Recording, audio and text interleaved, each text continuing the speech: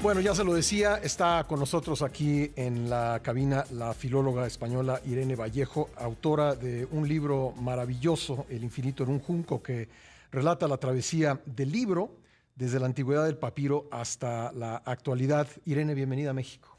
Muchísimas gracias, Pascal. Me siento muy feliz de poder dialogar y gracias por esta invitación. Al contrario, bueno, qué bueno que podemos encontrarnos porque hay mucho de qué hablar. Entiendo que es la primera vez que viene a México. Sí, mi primera vez, un viaje muy deseado, planeado muchas veces y que por fin se hace realidad. ¿Qué representa México para usted desde el punto de vista de su objeto de estudio, de las letras, de los libros? Pues para mí México ha sido siempre un país admirado por su creatividad, por su literatura, el cine, el arte, ¿no? Como una potencia que yo he sentido profundamente inspiradora y además, bueno, pues tiene... Eh, pensando en mis estudios, ¿no? Todo ese pasado, los códices mayas, aztecas, ¿no? Un sistema de escritura y de comunicación y libros fascinante precolombino, todos muchos misterios y enigmas estimulantes. Cuando uno revisa la antigüedad del libro, la comunicación escrita, bueno, de este lado del Atlántico no había alfabetos, pero sí había comunicación escrita. ¿Qué puntos de vista, qué cosas hay en común? ¿Qué encuentra usted en común? Es fascinante pensar bueno, que los sistemas de escritura se crearon, se inventaron independientemente en varios lugares diferentes del mundo, ¿no? Como si hubiera surgido esa necesidad de dejar huella de lo pensado, de lo sentido, del conocimiento, como una forma de rebelarse ante la supremacía del olvido, ¿no? Y salvar aquello más valioso que hemos sido capaces de encontrar. Y a mí me gusta explorar cómo ha sucedido, cómo se ha forjado en distintos espacios, en distintos lugares y de formas tan distintas esa relación con la palabra y con el texto escrito. Para llegar al libro pasamos de la oralidad a lo escrito, pasamos de la representación en dibujos al alfabeto. Ha sido un viaje muy largo y muy complicado en el que además lo describe usted muy bien en el libro, pues interviene una cantidad enorme de personas anónimas que probablemente hoy no conocemos sus nombres, pero sin ellos no tendríamos en nuestras manos el libro. Claro, hoy los libros parecen objetos tan cotidianos, tan de la vida diaria que damos por hechos, cuando en realidad tienen detrás una larga historia de búsquedas, de esfuerzos, de invenciones, ¿no? Y tantísima gente a lo largo de los siglos y de los milenios esforzándose por salvar de la destrucción nuestros relatos y nuestros imaginarios y nuestra memoria.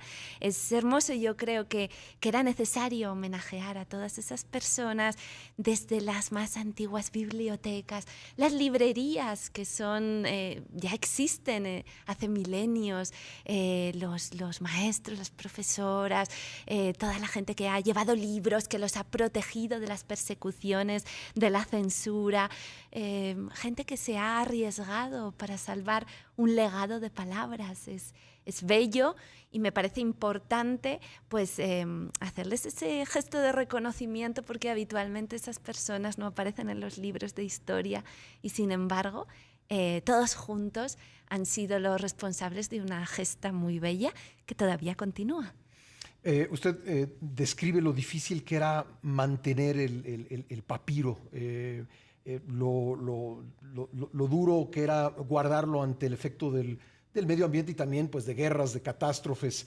¿Hay grandes libros o grandes relatos escritos que se perdieron para siempre? Sí, sin duda, lamentamos muchas pérdidas. Sin embargo, yo le daría la vuelta al argumento y diría que lo maravilloso es que hayamos sido capaces de conservar algunas. Porque ¿qué es un relato? Un relato son palabras y las palabras son soplos de aire.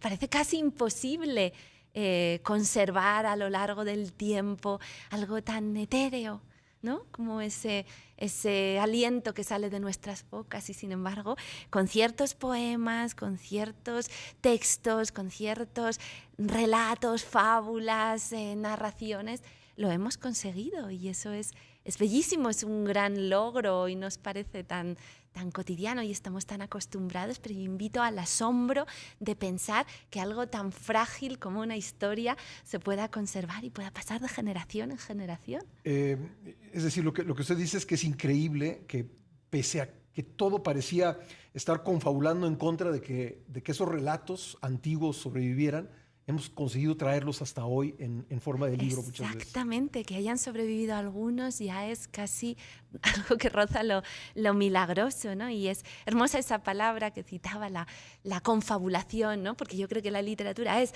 fabular, pero sobre todo confabularnos para que luego esos relatos sobrevivan, pasen de padres a hijos y se conviertan en una continuidad, en una raíz compartida, ¿no? En un imaginario que nos permite dialogar y reconocernos.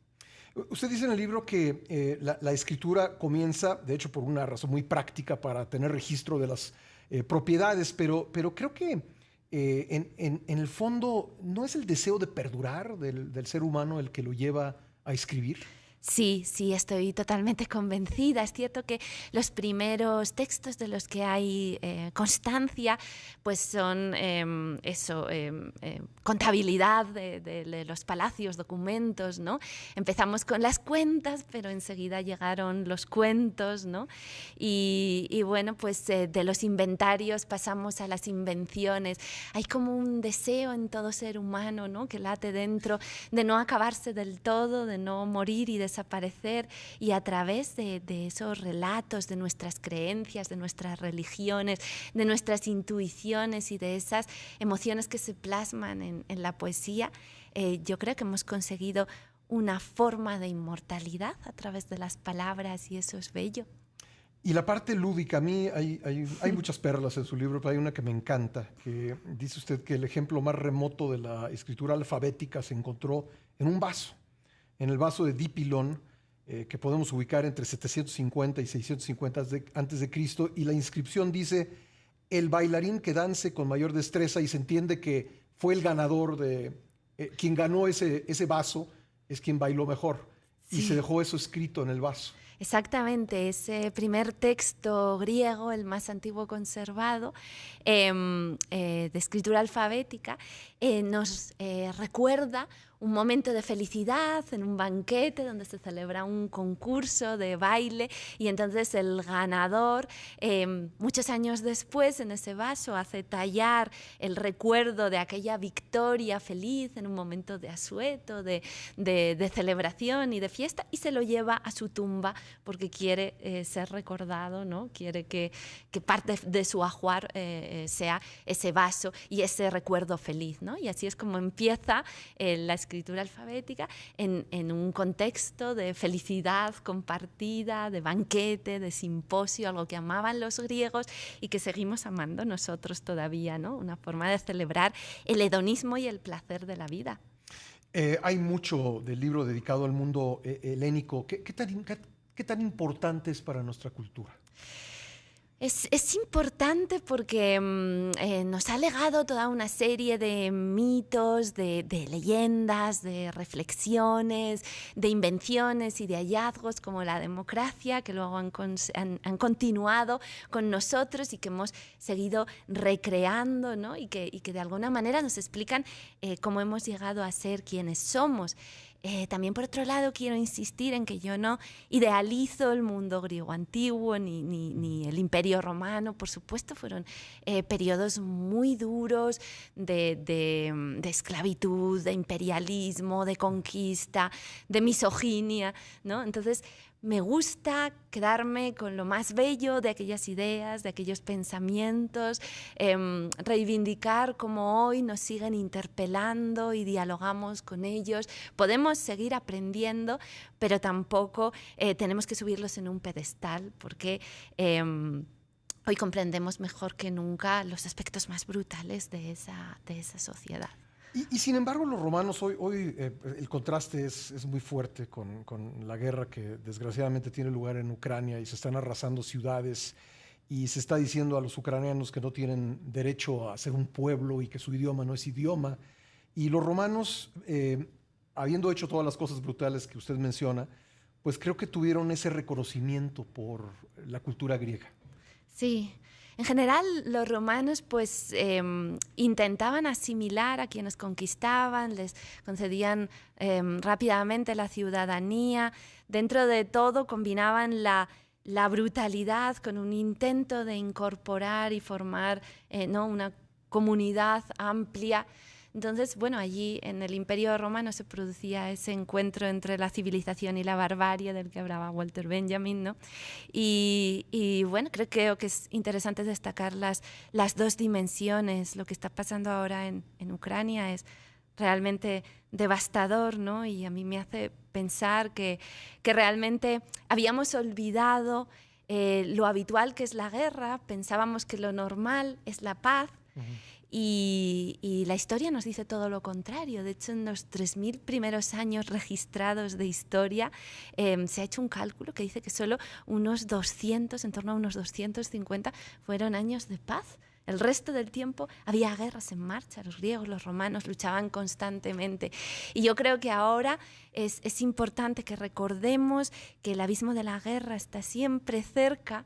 Homero decía que antes se cansan los hombres de cantar, de bailar y de amar que de hacer la guerra, por desgracia, y que por tanto la paz es algo que tenemos que construir, que tenemos que cuidar y que es importante que seamos siempre conscientes de esta necesidad y de este valor que tenemos de mantener la paz, aunque parezca una paradoja, de luchar por la paz. Qué frágil es todo lo que damos por sentado, ¿no? Es fragilísimo, ¿no? Lo que los antiguos nos enseñan sobre la democracia es que en realidad la democracia es un diálogo, ¿no?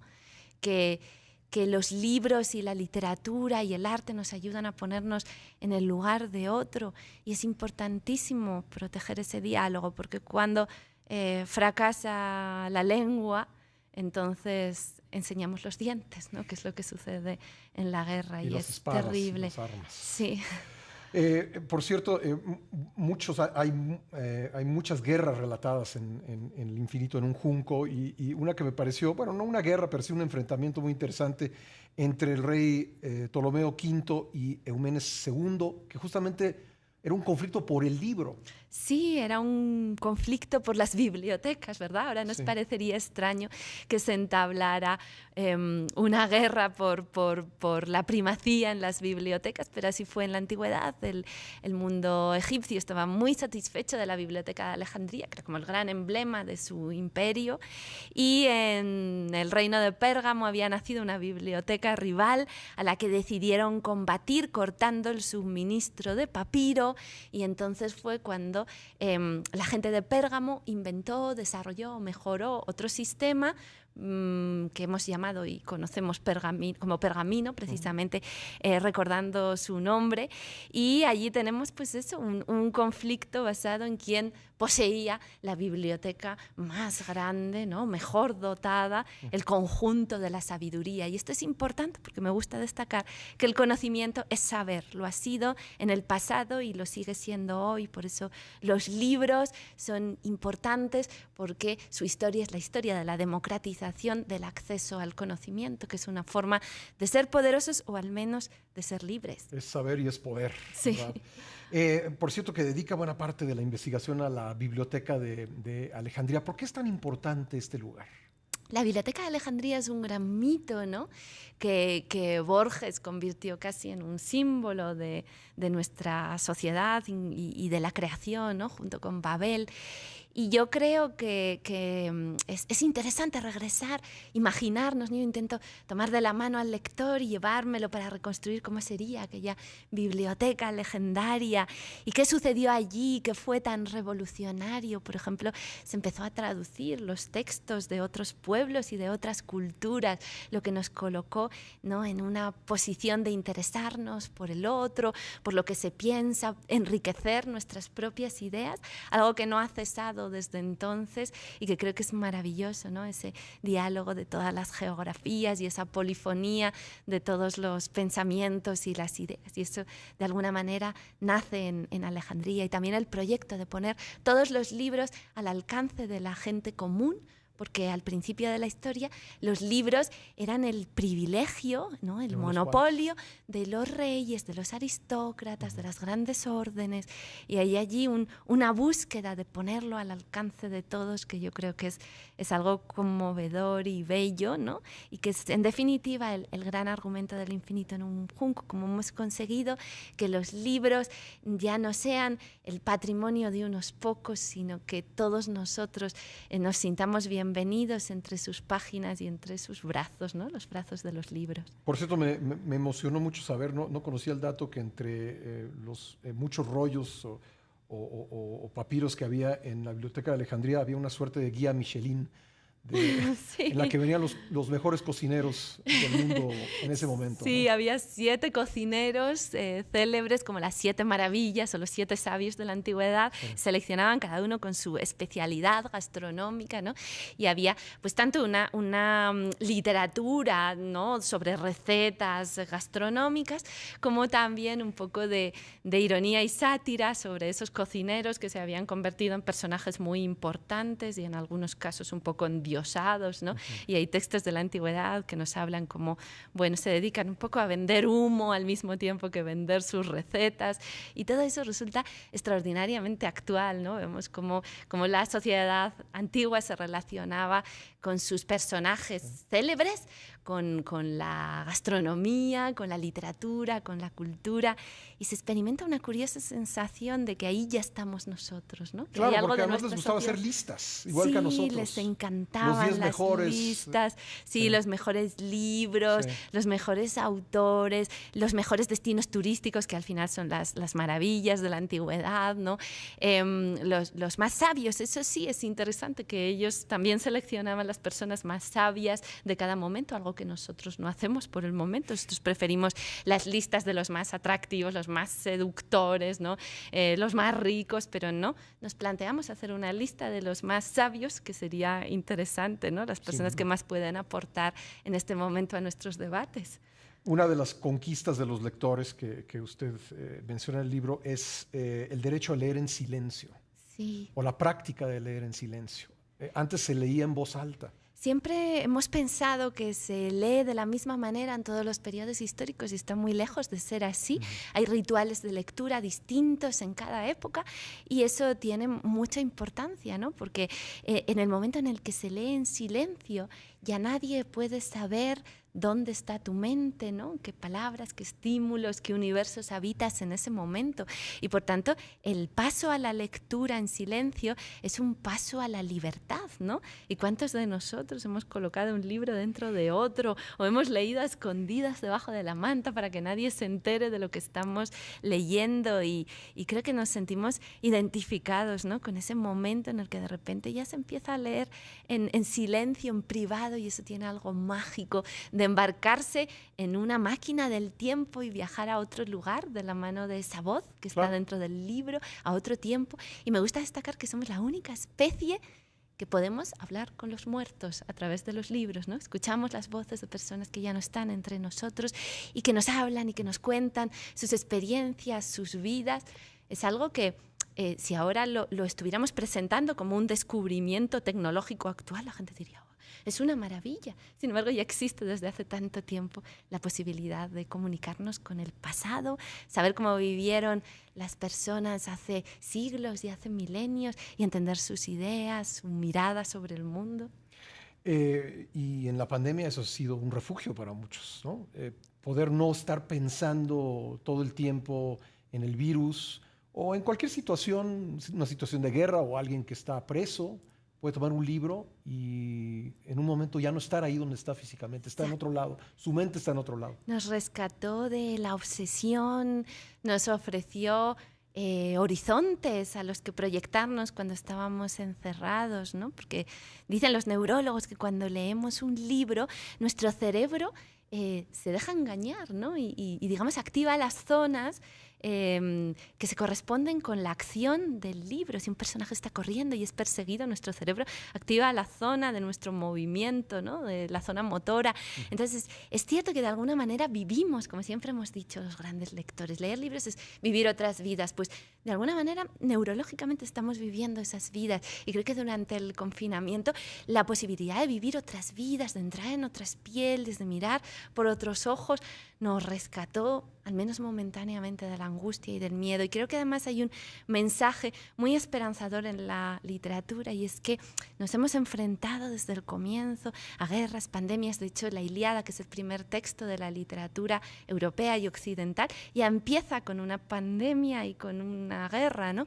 Y sin embargo, siempre hemos sobrevivido a los grandes desafíos y a los grandes retos. Colectivamente, como humanidad, somos asombrosamente capaces de salir adelante frente a los desafíos y a los retos. Y creo que eso es algo ¿no? que resulta reconfortante cuando volvemos a los libros. Somos frágiles individualmente, pero en conjunto hemos sido capaces de crear una enorme fortaleza. Y yo he intentado que El infinito en un junco sea un canto a esa fuerza de los débiles, ¿no? y a esa grandeza de los pequeños. ¿Usted dónde escribe? Escribo en mi casa, escribo en los viajes, escribo casi cada vez que tengo un momento libre, incluso escribo cuando no tengo papel en mi propia cabeza, ¿no? Creo que escribir y leer es una forma de estar en el mundo, una forma de ser curiosos, de contemplar lo que nos rodea, ¿no? Y sobre todo de amar las palabras y el diálogo, algo como el que estamos entablando nosotros ahora mismo, ¿no? Esa posibilidad de conocernos, de compartir experiencias a través de las palabras, que es algo maravilloso y de lo que depende, yo creo, la salud de nuestras sociedades, ¿no? De cómo sepamos utilizar las palabras, de cómo cuidamos de ellas para que las palabras a su vez cuiden de nosotros. ¿Este libro, este objeto, el libro, va a desaparecer? Yo creo que no. Yo creo que el objeto tradicional, el libro, es enormemente perfecto, ha sobrevivido a todo tipo de peripecias históricas, momentos de pobreza, de catástrofes, de hundimientos, de imperios, de cambios de lenguas, de culturas, enfermedades, pobreza, analfabetismo, y sigue con nosotros, ¿no? Después de todas esas experiencias. Creo que hay algo hermoso en la sensorialidad de un libro, que lo tocas, lo dedicas, lo regalas, lo compartes, lo subrayas, lo haces parte de ti, guardas cartas, recuerdos, fotografías dentro de ellos y bueno, gusta tenerlo en la mesilla, ¿no? Cerca, como para buscar la calidez de sus palabras. Por otro lado, es maravilloso que se haya abierto ante nosotros el mundo del libro electrónico, del audiolibro, del podcast, de las nuevas tecnologías. Yo no quiero entenderlo como una competición, sino como una convivencia en la que se enriquecen nuestras posibilidades de lectura, resolvemos problemas, pero no tenemos que elegir ni prescindir de ninguna de las formas del libro. Y yo creo que para quienes amamos realmente la lectura, hay algo especial en esos poemas, en esas novelas que nos han emocionado y que queremos poseerlas, tenerlas y que hacen más hogareñas nuestras casas. Y curiosamente la gente no se pregunta si desaparecerá el vaso o la silla. Sí, o la rueda. O la rueda o las tijeras. Nos han acompañado por mucho tiempo y creo que nos seguirán acompañando. Y pienso lo mismo del libro. Pienso que a pesar de estos nuevos formatos, no hay nada tan perfecto para transmitir el conocimiento como un libro. Para mí son cofres de palabras, ¿no? Y allí se ha conservado algo que es valiosísimo. Y en El infinito en un junco he intentado contar todas las aventuras que hay detrás de este objeto, ¿no? Casi como si fuera una mil y unas noches de los libros, donde aprendemos, ¿no? Pues todas las mujeres, los hombres, los escritores, los esclavos, los viajeros, los inventores, los bibliotecarios, las maestras, los enseñantes, todas las personas que han vivido peripecias fascinantes, que han sido perseguidos e incluso atacados por ese amor a los libros y sin embargo se han mantenido maravillosamente fieles a esta idea del amor por la palabra, y nosotros somos sus descendientes, de esa genealogía de apasionados, de enamorados por la literatura, y aún hoy, cuando hablamos de los libros, seguimos utilizando el lenguaje amoroso, ¿no? Los libros que amamos, los libros que nos apasionan, ¿no? Es que tiene algo profundamente conmovedor el hecho de la lectura para algunas personas, y ese es un poco el que yo llamo cariñosamente el clan del junco. Irene Vallejo, un privilegio haber conversado con usted. Bienvenida a México y que no sea la primera vez que venga. Ay, pues ha sido maravilloso para mí llegar aquí y espero desde luego repetir y tener muchas ocasiones de encontrarme con los lectores y disfrutar de conversaciones como esta. Muchísimas gracias, Muchas Pascal. gracias, Irene. Ha sido Irene Vallejo, la autora de El infinito en un junco.